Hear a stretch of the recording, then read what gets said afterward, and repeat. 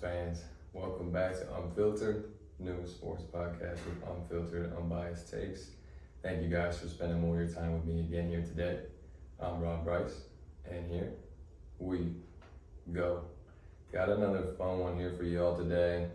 Trying something a little bit different here. You guys are gonna notice on YouTube more of a music intro, a couple of videos I'm gonna be editing in, kind of trying to learn how to do all these editing things is a lot, man, but I'm going with it on YouTube, so we'll see how that works out. Spotify is still gonna be the same as far as how the podcast plays out, but if you guys wanna check out some things I'm trying out, look at me on YouTube.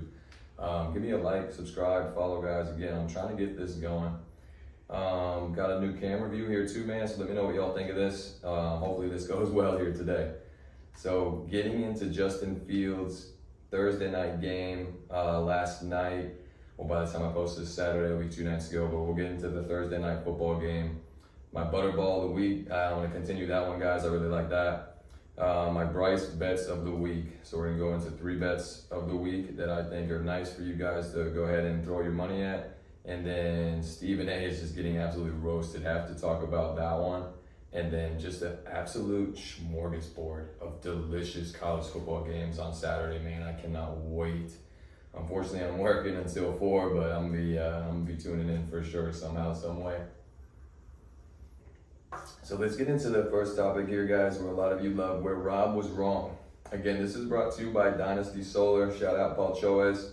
Dynasty Solar is one of America's fastest growing residential solar companies here in Florida, actively installing in over 20 states as well. So guys, whoever's listening, if you are not in Florida, they're installing in over 20 states.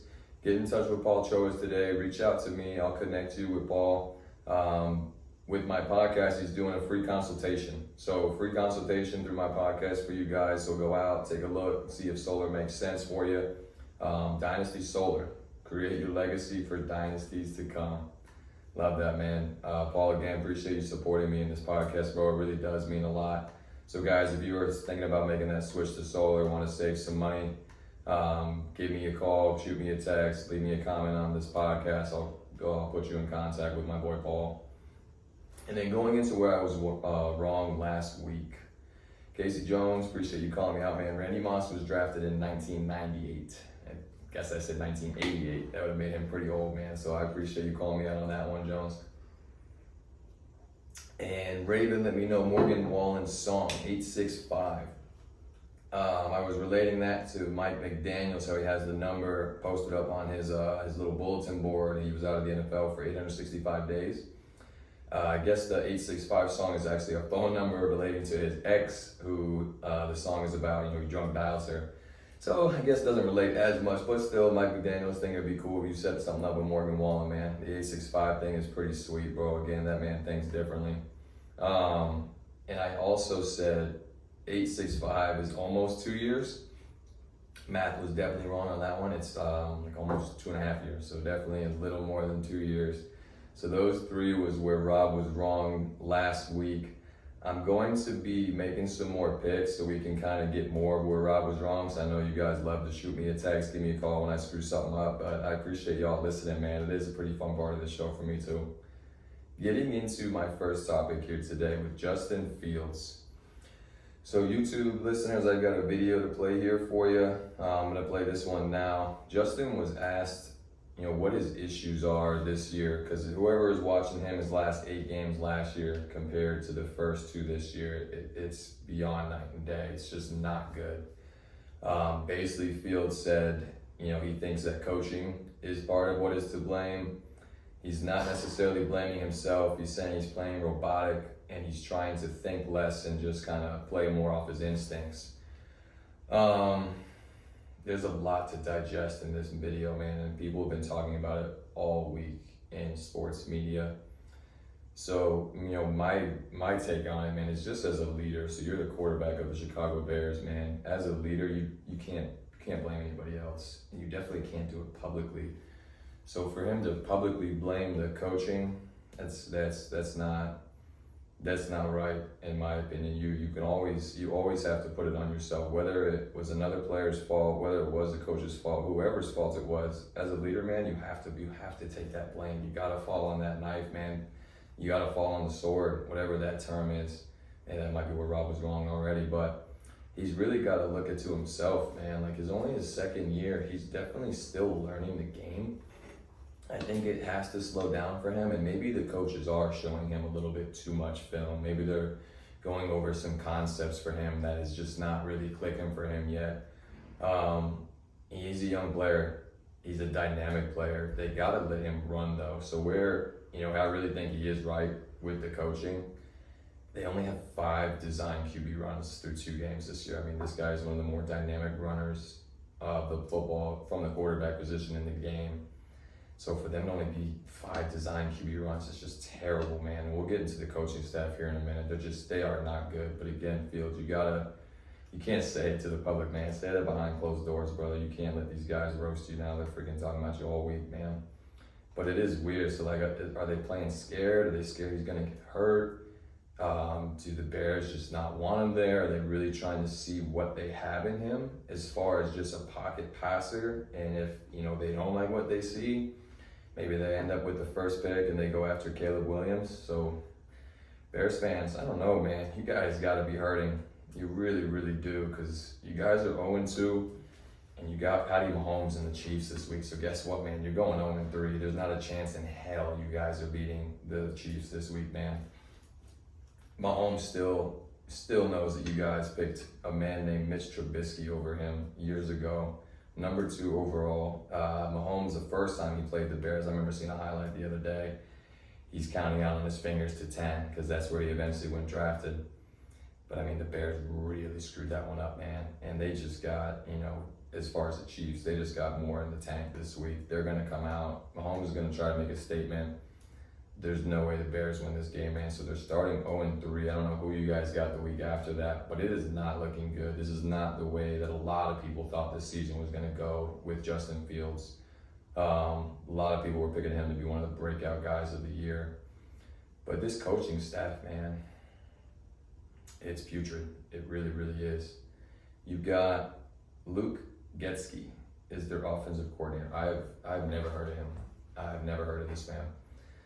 I'm watching First Take. I'm watching Get Up the other day, and apparently the dude has never called a play before this year. How in the world do you hire an offensive coordinator with Justin Fields, who is a young quarterback, who's still learning the game, and you go and get a man that's never called plays before? Like, what the fuck are you doing if you're Chicago? Sorry to drop the F-bomb on you, but hey, we're unfiltered, but what are you doing? What are you doing if you were Ryan Poles? Are you kidding me? You had Matt Nagy there before for way too long. Somehow he was the AP Coach of the Year. A lot of people forget that. I think they won like 12 games their first year. But then, he was quickly exposed. The dude was just not a good coach. The GM, Ryan Poles, so after Fields is saying this about the coach and everything is really blowing up, quote from him: "First and foremost, to hit it straight on, we have adversity right now."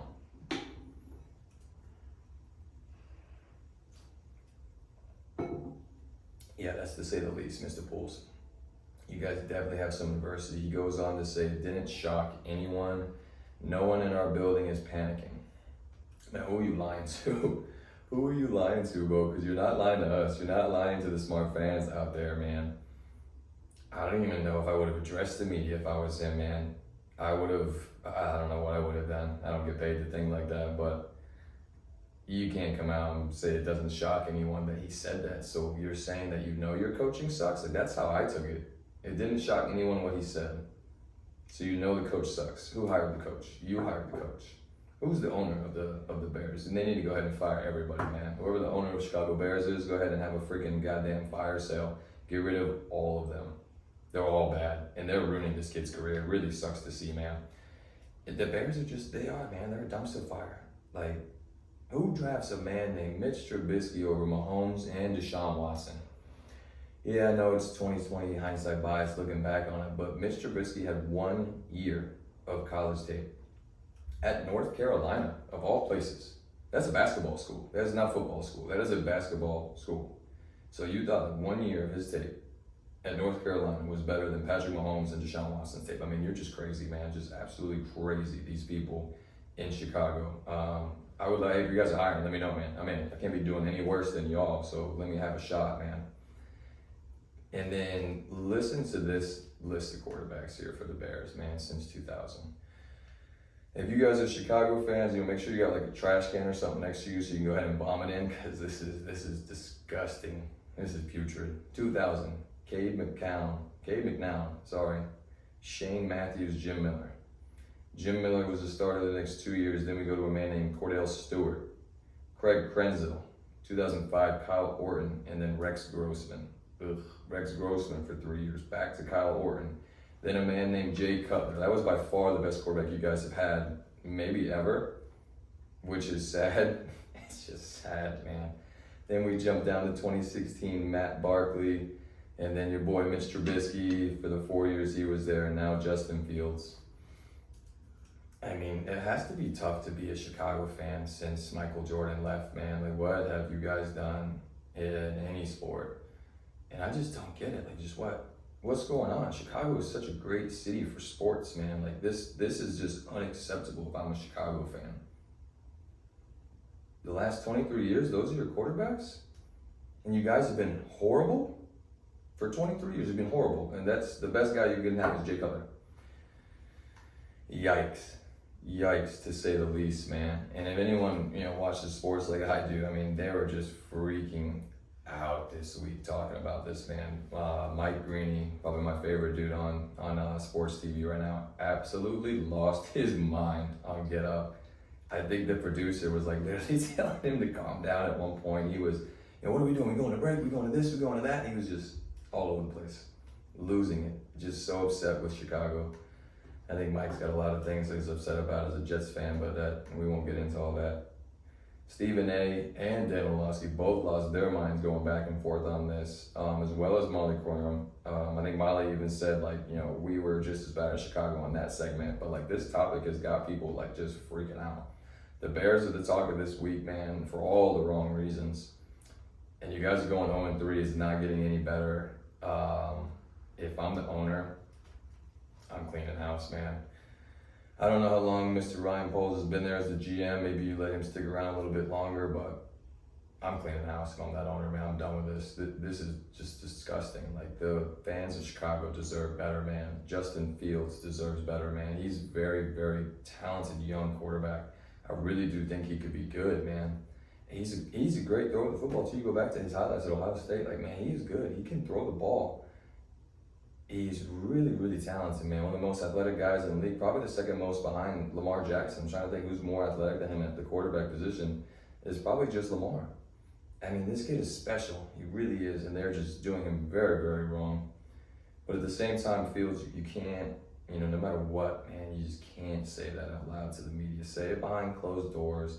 You're the leader of that team, man. So, you've got, what was the stat? 10 sacks this season already. 10 sacks this season. It's been 2 games where you've had the ball for 3 seconds or more to throw the ball, and that's an eternity in the NFL. Whoever doesn't kind of understand how much time quarterbacks normally have to throw the ball, when you've got more than 3 seconds back there, that's an eternity, man. Fields, you've got to find something and get them open, man. You got to get into the film room.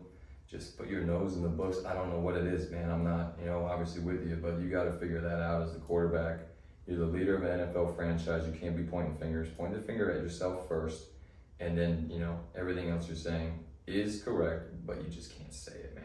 You're the leader. You gotta figure out a way to get it done. I hope they do. I like Fields a lot. I've got him as my fantasy quarterback in one of my leagues this year, so I really hope you figure it out, man, because I'm not dropping you, I'm not trading you, and definitely not putting you on my bench. We'll see what happens, but without a doubt, 0-3. That is not making it to Rob's debatable fact. Chicago winning this week, no chance. Hell will freeze over before Chicago beats Pat Mahomes and the Chiefs in Kansas City. And then going into Amazon primetime game, man. Thursday night game, Giants, 49ers.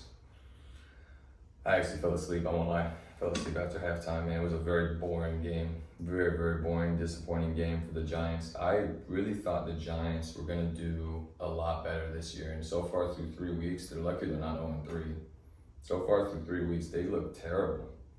And I'm shocked because I really thought the Giants would surprise some people. You go out and get Darren Waller, who's one of the better tight ends in the league when he's healthy. They traded for Isaiah Simmons from Arizona, who was a very under-the-radar trade they did. He's really good. I like Simmons a lot. And then you got the second season with Brian Dable, the head coach, and the old Ravens defensive coordinator, Don Martindale. He was the Ravens defensive coordinator for 4 years before coming to the Giants. And I mean, the Ravens are good every year on defense, man. That's just what they're known for. So like the coaching staff, in my opinion, is great. And for them to look like this through the first 3 weeks, I'm just confused. I really am. They're uninspired. They don't look motivated. Daniel Jones just always looks absolutely petrified. It's hilarious seeing the close-ups of that man looking at the defense before throwing the ball. But they just don't look good, and I'm very confused. I'm lost, to be honest. AJ, I'm sorry, bro. It's definitely hockey season in the household, huh? But going into the 49ers, man, let's talk about them because they look good. They look really freaking good. This Brock Purdy kid, man, a lot of people don't like him. I think a lot of people are waiting for him to fail. I won't lie, myself included. I'm waiting for him to fail, and it has not happened. And it doesn't look like it is happening. The kid is just so confident. He's so smooth. He has so much control of the offense. He just never looks lost. He's never a step late. He always goes to the right spot with the football. He's very good as far as complementary football and understanding the time of the game and when to do certain things and when to take a chance. And he was the last pick of the draft. He was Mr. Irrelevant. I mean, I'm not gonna compare the kid to Tom Brady, but I mean, he is one of the quarterbacks to go very late in the draft, and so far so good. He looks really good. Last night he was 25 of 37, 310, and 2 tutties. He's 8-0 as a starter. It's the 4th longest streak for a rookie quarterback to start his season. He's going back to last year to now. 4th longest win streak. Ben Roethlisberger, shout out to your Steelers again, was the longest with 15, which is absolutely wild. I had to look it up to make sure that was right. I didn't remember that back in 2004, I think it was. But 8-0, man. This Brock Purdy kid is legit. He's the real deal. The Niners are obviously the real deal, but this quarterback, I think they got a good one, man. I think they got lucky and stumbled upon someone who is going to be a good quarterback for them. He just doesn't turn the ball over. And with that defense, man, and the weapons around him, that's really all they need to do. They just can't beat themselves. They got Christian freaking McCaffrey, bro. I mean, what a great trade. The GM of the John Lynch of the Niners versus the Bears, man, that is night and day right there for sure. For them to go and get this kid last season, McCaffrey, dude's a freak, man. He is just so good. Watching him run the ball, I mean, the way he hits the hole, he's just gone. It's like, I mean, he runs a 4.49, but it looks like he runs a 4.4, sub 4.3 sometimes, man. Sub 4.4 into 4.3s. I mean, like, he is just quick. He's lightning fast. He runs routes better than most receivers. He blocks. He's smart. He just does it all, man. He's got 12 straight games with a touchdown, tying Jerry Rice's record. Anytime you're mentioned with Jerry Rice, the GOAT, the greatest receiver to ever play the game, that's special. And the Niners are a historically great franchise, man. And for him to tie Rice's record, 12 straight games with a touchdown, it's just, they're scary. They're scary good, man. We need to fast forward to week 5. But they're just really, really good football team. Their offense, listen to this. So you got McCaffrey, you got George Kittle, you got Deebo Samuel, you got Brandon Ayuk, you got a freaking fullback who's good, Kyle Juszczyk, and the O-line is just stacked too. So you guys, if you listen to this podcast, you know I'm a huge fan of the NFL Top 100, even though I messed up when it was starting this year. But you got, again, Christian McCaffrey. He was number 35 on the NFL Top 100.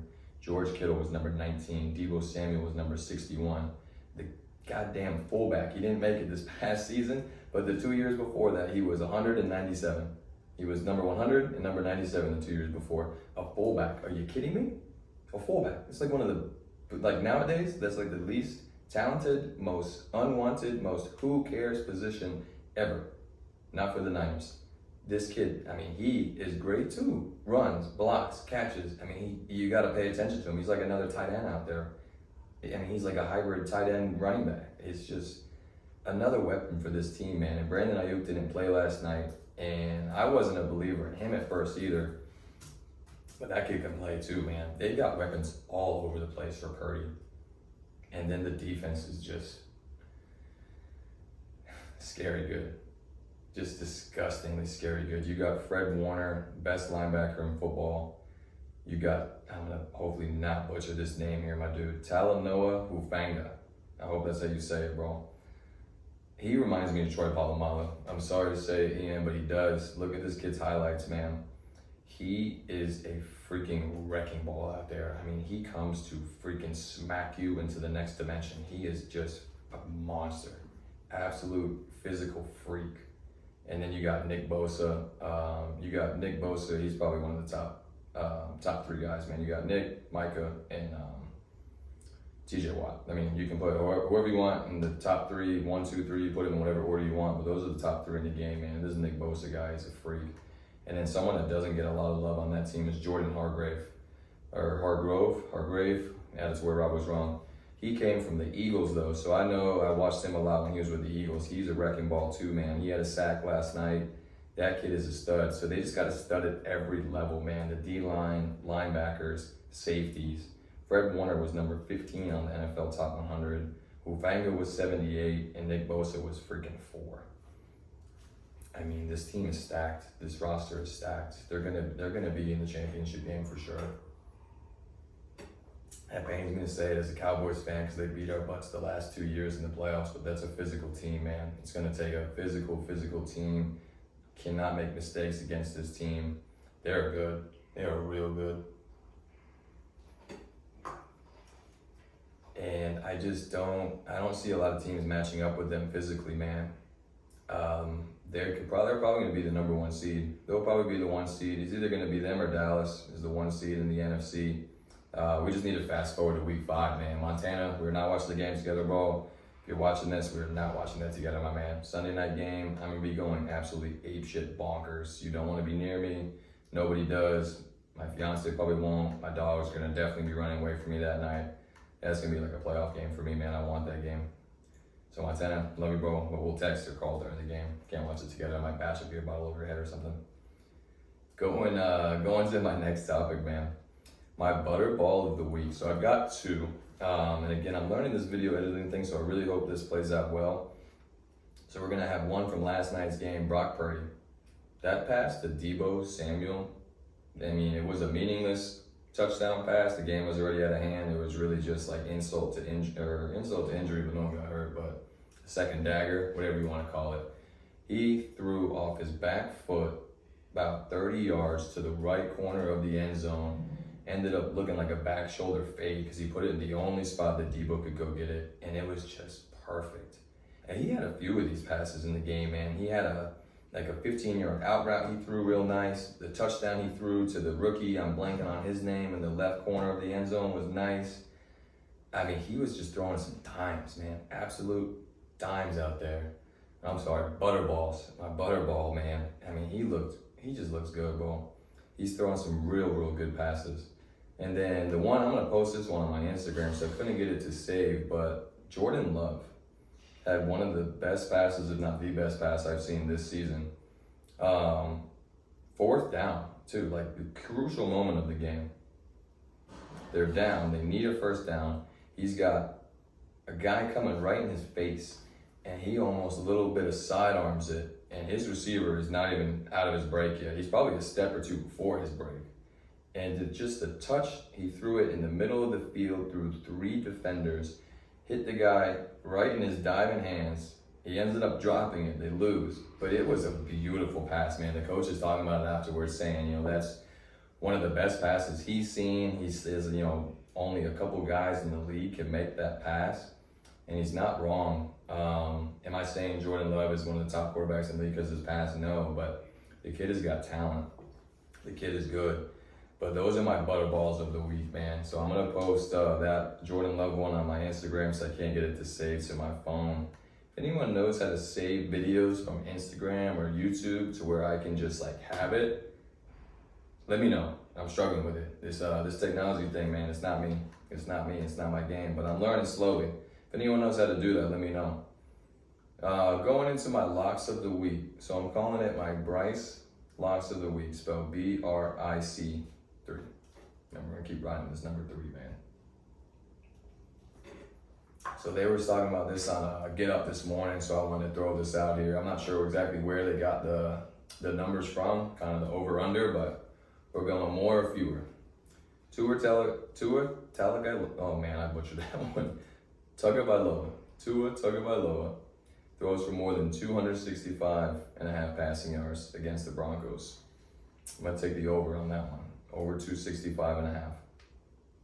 Josh Allen, more or fewer than 255.5 passing yards in his game this week. I'm going to take the over on that as well. I think Josh goes over 255. I think Tua goes over 265. And then they brought up Zach Wilson. Sorry, Jets fans, playing the Patriots.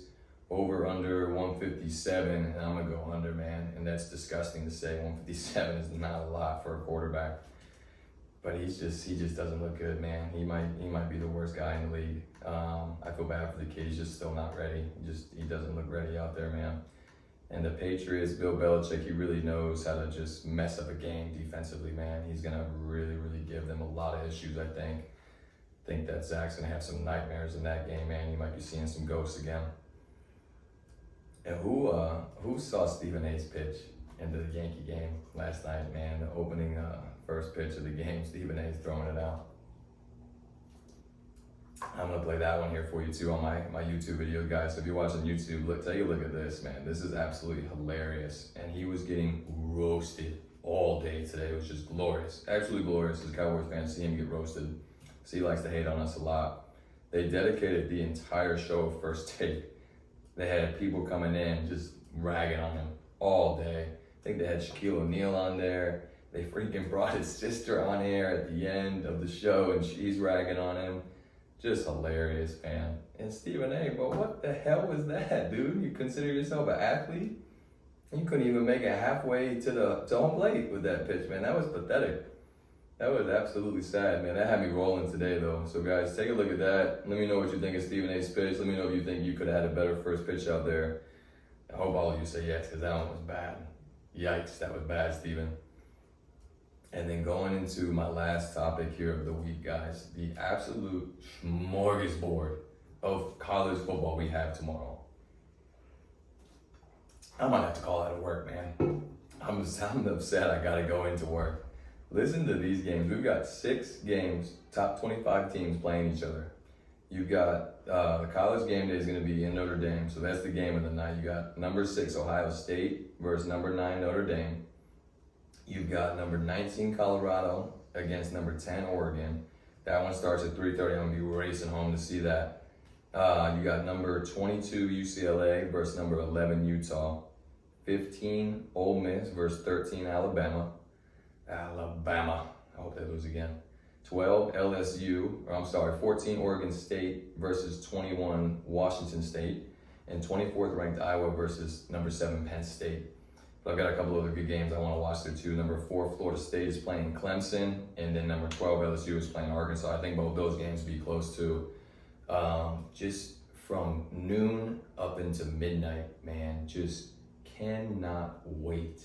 And we can't do this without talking about my UCF Knights, so there'll be a little bit of bias there. But UCF, they're going to be having their first Big 12 game against Kansas State. Sucks that they lost last week and are not ranked anymore, but that's whatever. I can't wait, man. Hopefully UCF can shock the world again and go ahead and prove that we belong in the Big 12 here.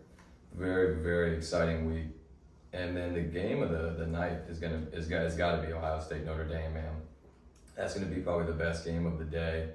Maybe other than the Colorado-Oregon game, but I've talked about them a lot, man. So let's go into Notre Dame.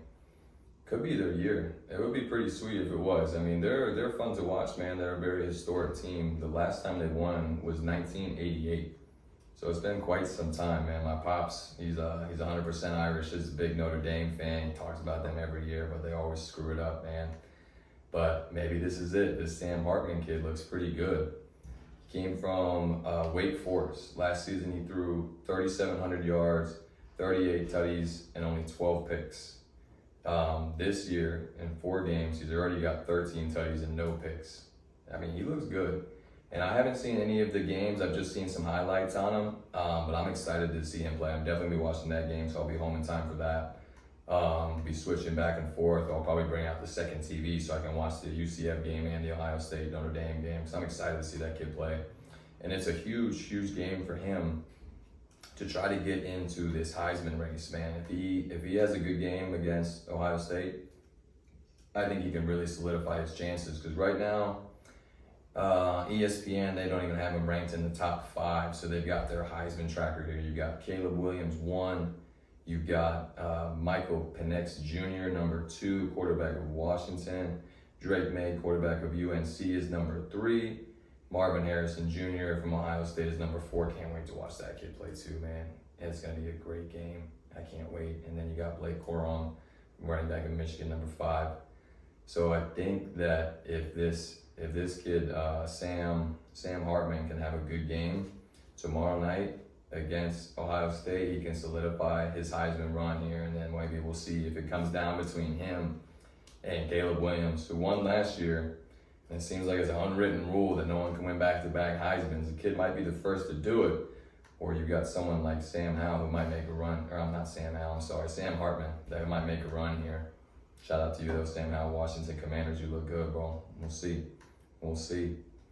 But that's gonna be a very, very exciting day, man. God, just look at those games again. 6 games, top 25 ranked teams. I'm gonna be watching games on my phone at work, bro. I'm gonna have to be hiding out somewhere.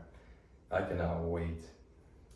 That's gonna be a lot of fun. Let me know what your game of the week is, guys. Let me know what your upset of the week. Someone throw me a comment, shoot me a text. Let me know what you think the upset is of the week here.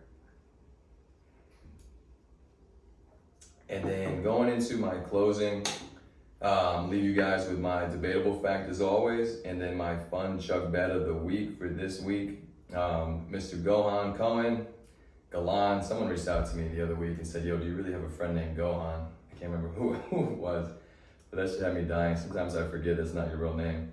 Mr. Galan Cohen, Ian Mueller, thank you for sending in your chugs. Casey Jones, thank you for your chug the week before, man. Gohan, Ian, I'm blasting you on my Instagram tonight, so be ready for that, bro. Appreciate the chugs. Hope you guys enjoy Sealand going over 100 on you. Ian, you're a jerk. Don't talk about Trayvon Diggs to me. But this week, my chug of the week, chug bet of the week, I got Notre Dame over Ohio State. Whoever wants it, let me know. Joey Trout, I know you're Mr. Ohio State, man. If you want that, come at me. Whoever else wants Ohio State, come at me in my chug bet of the week, man. I think Notre Dame is going to take him down. They're going to continue to make some noise, and this Hartman kid is going to solidify his Heisman run here. And then my debatable fact of the season here for this week is going to be about Mr. Justin Fields. I think this is his last year in Chicago, man. I think this is it. I think this is going to continue to be an absolute disaster, unfortunately, for the kid this year. I think Chicago is going to end up trading him somewhere. Depending where they finish, they probably trade Fields in their pick to move up to 1, or if they are 1, they're just going to trade Fields and get as many things as they can for this kid Caleb Williams and have him come in. But I think this is it for Fields in Chicago, man. This is just ugly. It's very ugly. Anytime you call it the coaching, it's only week 2, man. Jeez, week 2, you're already calling out the coaching. It's not good in Chicago. I think this is his last year there. Let me know what you guys think of the episode, man. Hopefully these videos that I'm editing in here are going to turn out well. Let me know your honest thoughts. Spencer, I appreciate you, bro. I know you've reached out to me a few times, giving me some advice. Guys, I would love your honest feedback too, man. Just let me know what you think. It's only going to get better from here is my hope. But thank you guys again for taking the time out of your day to listen to me. Really, really appreciate you guys, for real. I'll see you again here next week, and you guys take care until then. Thank you.